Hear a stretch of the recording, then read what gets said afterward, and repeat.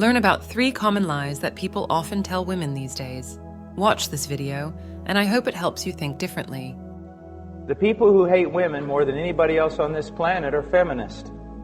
They want women to be men.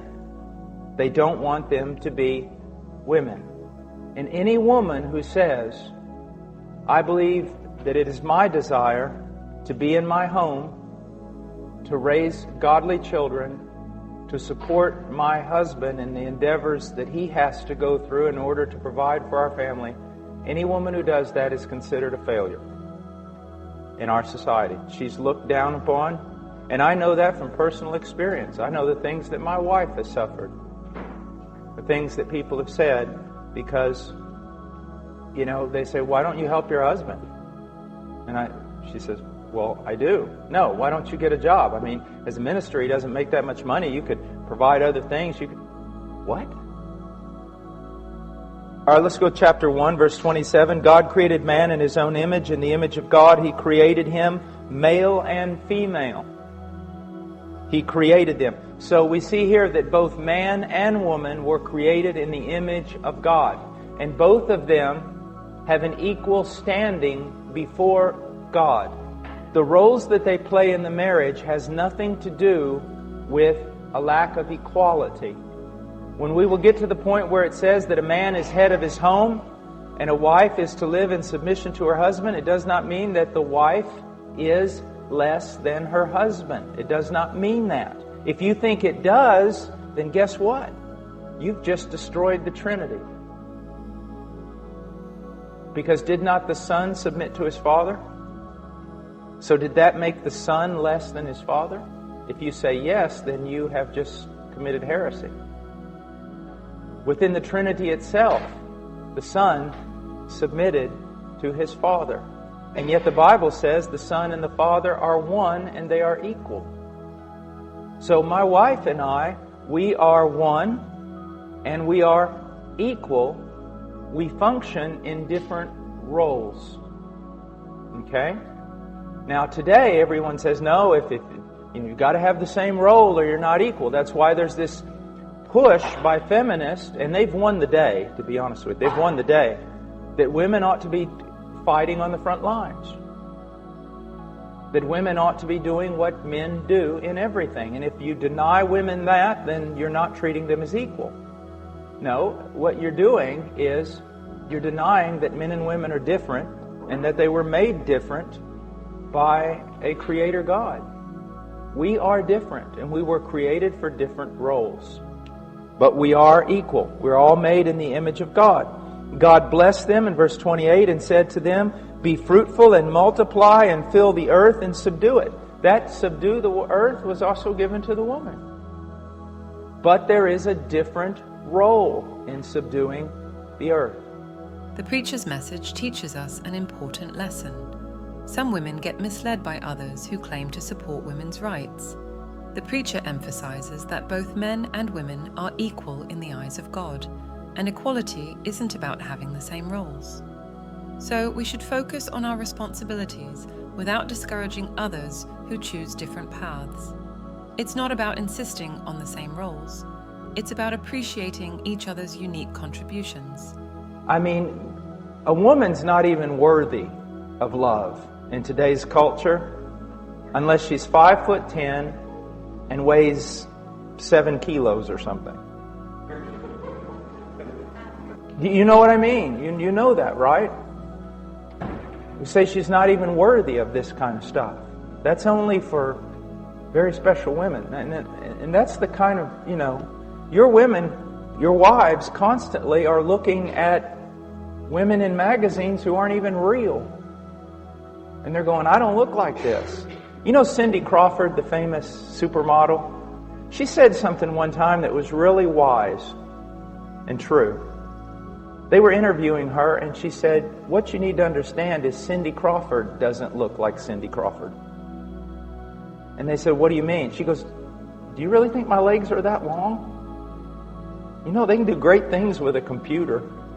And when I'm bent over like this with a beach ball, yeah, I've got a little roll of fat here too, but they can move that away. They can take that off. And so what happens is just normal women are being compared, and they compare themselves to these pictures that aren't even real. Not even the supermodel looks like that. And they walk around going, how could my husband love me? And then, if they walk in the living room and the husband is watching a television show where the women do look like that, don't think, man, that doesn't impact your wife negatively. That it doesn't make her think again, am I even loved? In today's culture, there's a tendency to admire individuals with particular body shapes, heights, or appearances. Women may unknowingly compare themselves to images on social media, not realizing that these pictures can be edited and enhanced with filters. This constant comparison, especially when a woman discovers her partner scrolling through such content, may impact her self-perception and thoughts about her own body. But now he goes to 9, he says, likewise, I want women to adorn themselves with proper clothing, modestly and discreetly, not with braided hair and gold or pearls or costly garments. Whoa. That tells me that there is clothing that's improper for a Christian woman. All right? I mean, that's just logic. There is clothing that is improper for a Christian woman. Now, he says, the clothing must be modest. Modest. This is very important. It's literally proper clothing with modesty is the way it goes in the original text. So, with modesty. My wife has a really good thing that she says, and she goes, if your clothing is a frame for your face from which the glory of God is to shine, it's proper. If it draws attention to your face. If your clothing draws attention to your body, to outline it, to make it noticed, then it's sensual. It's sensual. What you're doing is wrong.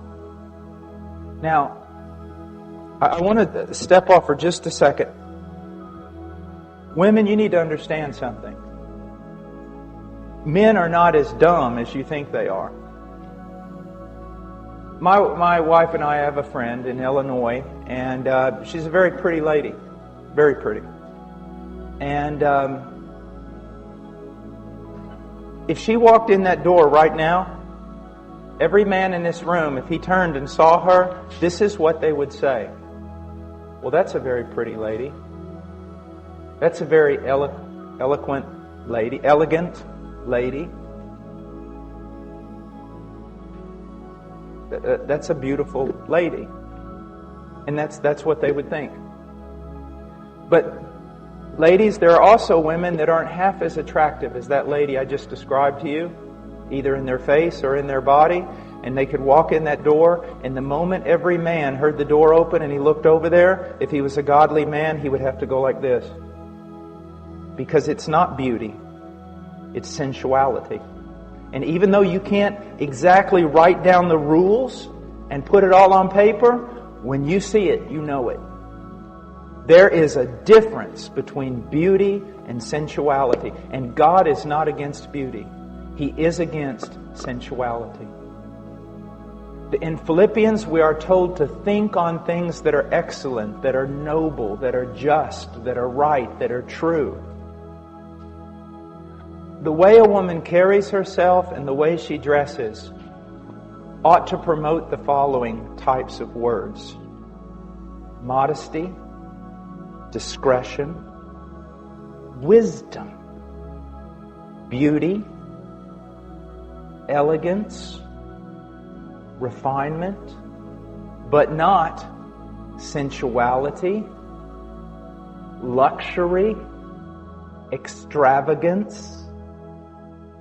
You know, extravagance, ladies, is when your husband wants you to take off your earrings so he can make them into lures to catch northern pike.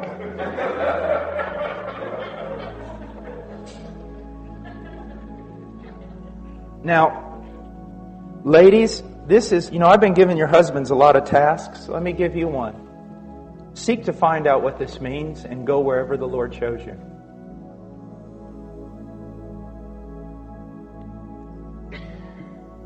There is nothing more attractive than a woman who has this look of wisdom and discretion and nobility and simplicity.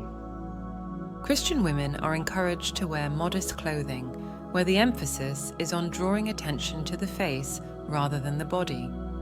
It's important to recognize the distinction between beauty and sensuality, with the understanding that God appreciates beauty while discouraging sensuality.